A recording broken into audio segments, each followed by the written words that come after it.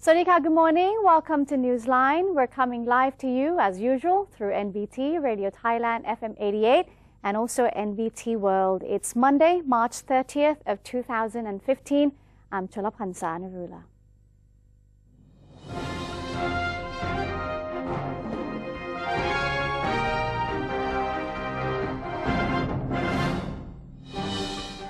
And welcome to today's segment of Thailand Moves Forward. In our top story, Prime Minister General Prayut Chan-o-cha flew to Singapore to attend the funeral of Singapore's founding Prime Minister Lee Kuan Yew. Prime Minister Prayut attended the ceremony at 2 p.m. yesterday at the National University of Singapore, where thousands of participants gathered to show their respect for the late statesman. Other world leaders attending the funeral included Brunei Sultan and Prime Minister Haji Hassan al-Bolkiah Muhyiddin Wadullah, Japan's Prime Minister Shinzo Abe, China's President Xi Jinping, South Korea's President Park Geun-hye, Myanmar's President Thein Sein, Australia's Prime Minister Tony Abbott, United Kingdom's Prime Minister David Cameron, and Cambodia's Prime Minister Hun Sen. The Ministry of Foreign Affairs have launched hotlines to provide assistance to Thai people in Yemen. The Ministry of Foreign Affairs has set up a special working group at the Department of Consular Affairs to act as a coordinator between Thai people in Yemen and their families in Thailand. The contact number is 02-575-1047-8. The ad hoc body operates between 8:30 a.m. and 10 p.m. The ministry has also instructed the Thai embassy in Muscat, Oman, to follow the situation in Yemen and prepare to evacuate Thai people wishing to leave Yemen. The Thai embassy in Oman, meanwhile, has set up special hotlines as well for those seeking help. The ongoing clashes between Houthi rebels and rival militia in Yemen's southern city of Aden prompted Saudi Arabia Navy to evacuate dozens of foreign diplomats and Saudi nationals from Aden, and the United Nations to pull out over 100 international staff from the capital Sana'a. There are 250 Thai people living in Yemen, 3 in Aden and 2 in Sana'a. Most of the Thai nationals are in Tarim, which is 800 kilometers from Aden. Thailand has joined various countries at an international forum in China to discuss regional development issues. Deputy Prime Minister and Foreign Minister General Thanasak Patimapakorn has represented Thailand at the Bao Forum for Asia 2015 annual conference, which kicked off in Bao City in Hainan province of China since Friday. The event has been chaired by Chinese Prime Minister Xi Jinping and joined by leaders and senior representatives from various countries. During his address to international participants at the opening ceremony, the Thai Foreign Minister said that this year's meeting is a meaningful gathering for the Asian region, which has been a major growth driver for the global economy. He said that regional cooperation is accordingly important and that has to be consistent and implemented in a sustainable manner, a view that Thailand has emphasized all along. General Thanasak also joined Chinese Foreign Minister Yang Jiechi in opening a meeting on ASEAN-China maritime cooperation, during which the Thai Foreign Minister showed appreciation to China's Silk Road Initiative and related economic development plans. Later, both joined in a bilateral discussion in which the two ministers touched on closer ties between Thailand and China. Deputy Government Spokesperson Major Sansern Kaew-Kamnert has said that the government is pushing for solutions to the problem of human trafficking in the fishery sector and called for cooperation from the media as well. Speaking about labor issues in the Thai fishing industry, particularly labor abuses, Major Sansern said it was not the whole truth that Thailand would likely be in the lowest tier of the illegal, unreported and unregulated fishing, or IUU. Prime Minister Prayut Chan-o-cha was trying every way possible to solve the country's problems so that Thailand had better evaluation results. He added that the government was doing the utmost in helping the fishing industry and suggested the media make sure that their news reporting was in the best interest of the country. 21 Thai fishing workers arrested in Indonesia returned home with the help of the government on the 27th of March. 6 more workers are expected to arrive in Thailand on the 1st of April. The President of the National Legislative Assembly has scheduled a sitting next week to deliberate the impeachment of former ministers and a civil servant for their involvement in the controversial rice subsidy program. The three men were recommended by the National Anti-Corruption Commission to be impeached for their alleged malfeasance in connection with the rice subsidy program that has cost billions of baht in paper loss. The upcoming NLA meeting will schedule the day of the delivery of an opening statement, and will also discuss if more evidence should be acquired. The legislature will also review the draft amendment of the Land Allocation Act and a few more draft laws which related special committees have already vetted. There will also be an inquiry of information on the government's debt moratorium plan, for which the Prime Minister will be answering all questions. Let's now have a look at the Constitution Drafting Committee. Chairman of the CDC has assured that the new charter is being drafted in such a way that will help resolve political conflicts and promote reconciliation. CDC Chairman Bawonsak Uwano said that the latest drafting process of the new Constitution is an important chapter for Thailand, as the public are having high hopes for the effect of the reform. Mr. Bawonsak said that public opinions are also critical for the drafting process in order to make the new charter a real constitution of the people. He added that so far, public forums across Thailand have heard opinions from people from all walks of life, which will be taken into consideration during the charter drafting process.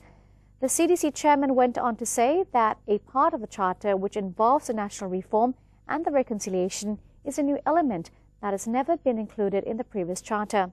He said that the people will also be encouraged to take part in the writing of the public policies in order to make the allocation of resources a fairer process and to eliminate social inequality, while adding that the new charter is focusing on laws which are proposed by the people.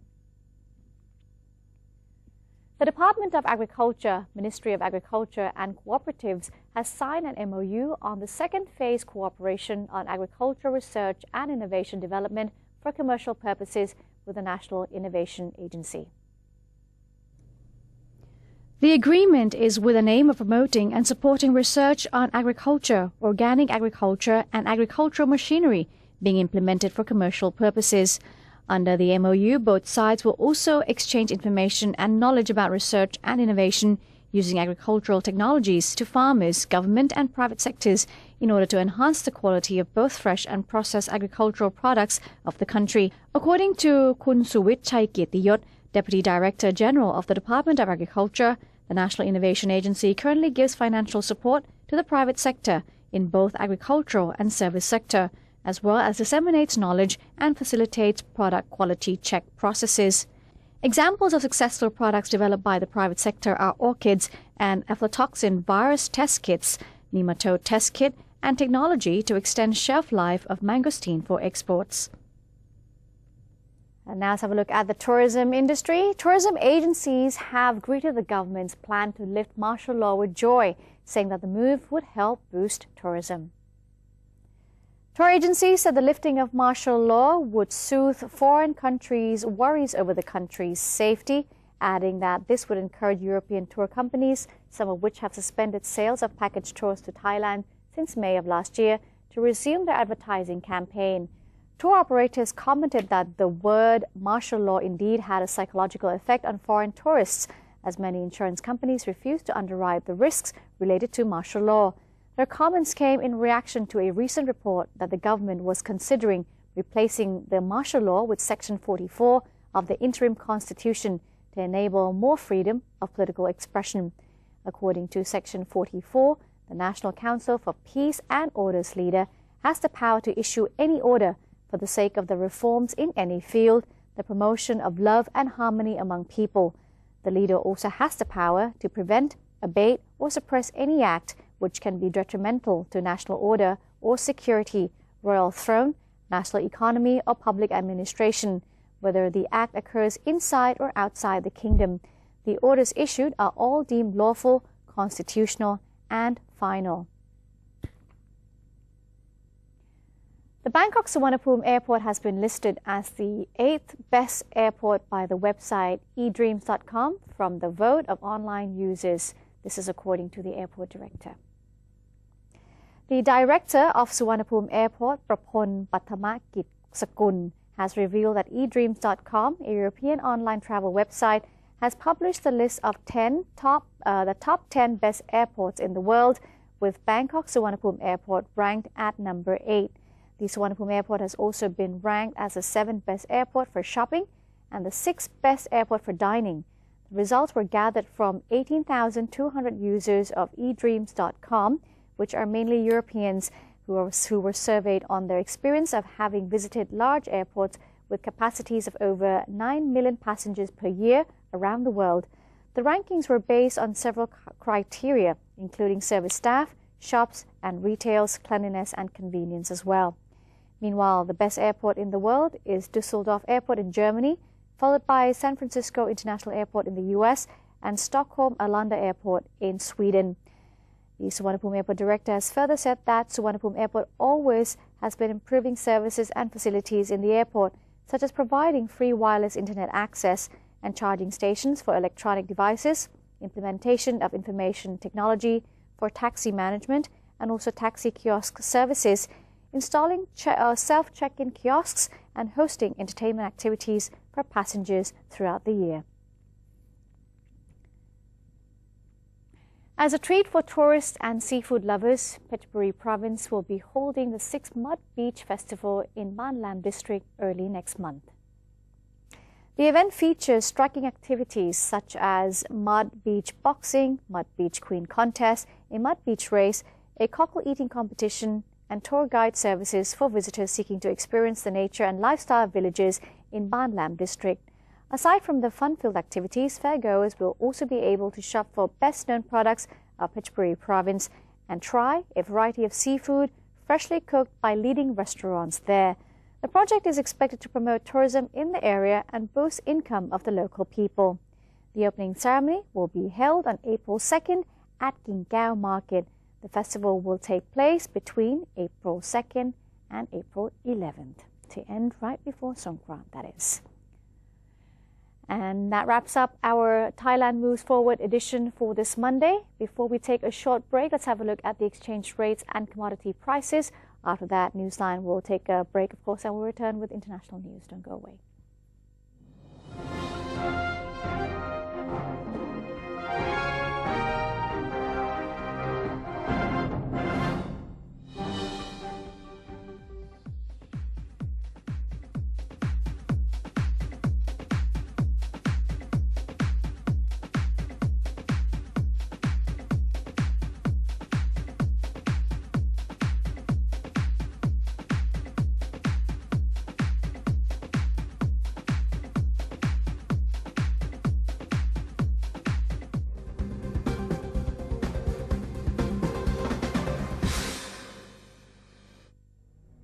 Maintain a strong nation, Thailand is promoting 12 core values for the good of the people.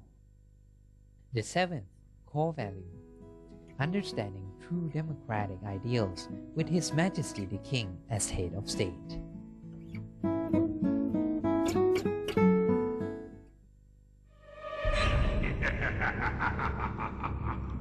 Even if we don't see them, they are amongst us.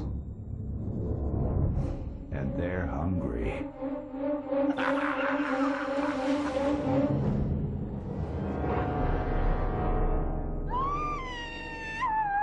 Slay your power-sucking monsters.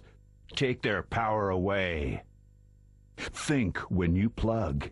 NBT World, a 24-hour English language television service operated by the National News Bureau of Thailand, or NNT, is designed to bring the most reliable information about Thailand to the international community.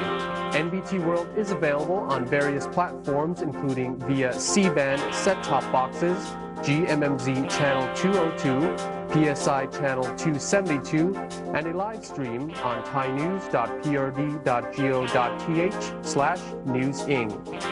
You can also follow us on facebook.com/NNT News or download the PRD News EN application on your smartphones. NBT World, a vision of Thailand.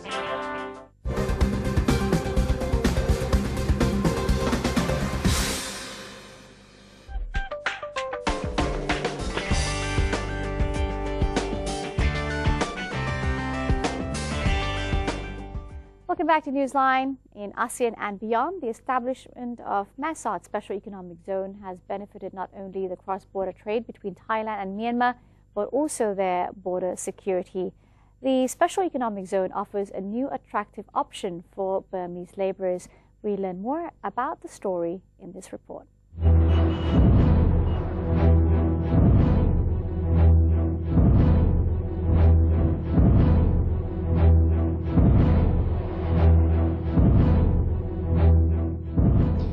The establishment of the Mesod Special Economic Zone in Ta Province has not only brought prosperity to the border economy of both Thailand and Myanmar, but also fulfills a higher aim: border security. Special privileges that the Thai government has offered to labor-intensive industries in the Special Economic Zone have resulted in high demand for migrant workers.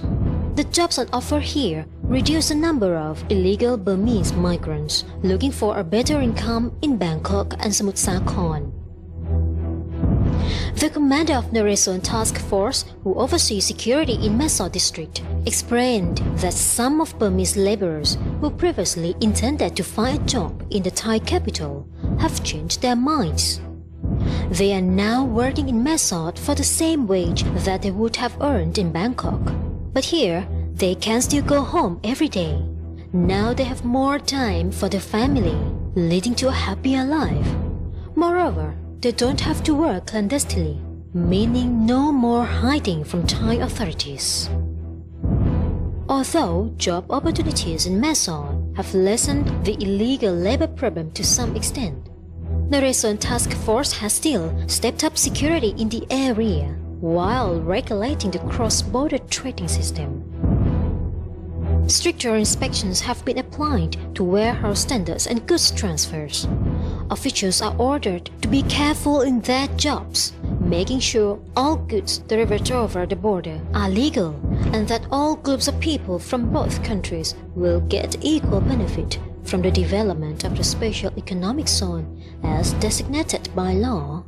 ผมเชื่อมั่นว่าระบบเมื่อถูกขจัดออกไปนะครับก็จะเข้าสู่ระบบที่ถูกต้องตามกฎหมายและพี่น้องประชาชนได้มองเห็นว่าการเข้าสู่ระบบที่ถูกต้องตามกฎหมายนั้นจะเกิดประโยชน์อย่างยิ่งมากกว่าที่ใช้ระบบใต้ดินเข้ามาเกี่ยวข้องก็จะทำให้เห็นว่าแท้ที่จริงแล้วเนี่ยระบบราชการนั้นมีส่วนสำคัญในการผลักดันในความคืบหน้าการเจริญเติบโตทางเศรษฐกิจอย่างถูกระบบนั้นเป็นสิ่งที่ดีที่สุดและความสัมพันธ์ของพี่น้องประชาชนทั้งสองฝ่ายรวมทั้งส่วนราชการขณะนี้ถือว่าดีที่สุดไม่ว่ากัฟเวอร์เนอร์ต่อกัฟเวอร์เนอร์ผู้ว่าราชการจังหวัดทั้งสองเมืองและก็ทั้งของฝ่ายทหารมีความคืบหน้าเป็นอย่างดียิ่งผมเชื่อมั่นว่าความมั่นคงตามแนวชายแดนของทั้งสองประเทศจะส่งผลให้การดำเนินงานเขตเศรษฐกิจพิเศษของแม่สอดนั้นเจริญรุ่งเรืองได้มากทีเดียวครับ The Naresuan Task Force strongly believes that security along the Thai-Myanmar border will be better than ever, as this is the best period of the relationship between the military units of both countries,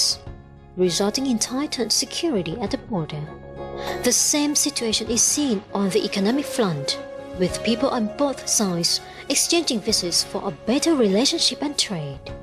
The presence of the military not only benefits peace and order, but also trade prosperity. Papa On Promlert, NBT World.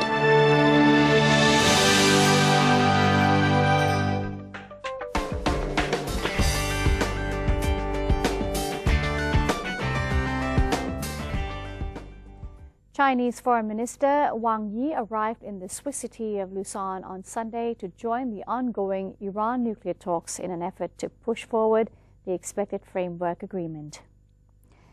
Mr. Wang held bilateral talks with his Iranian counterpart Mohammad Javad Zarif, U.S. Secretary of State John Kerry, Russian Foreign Minister Sergei Lavrov, French Foreign Minister Laurent Fabius, German Foreign Minister Frank-Walter Steinmeier, and European Union Foreign Policy Chief Federica Mogherini, respectively, later in the day.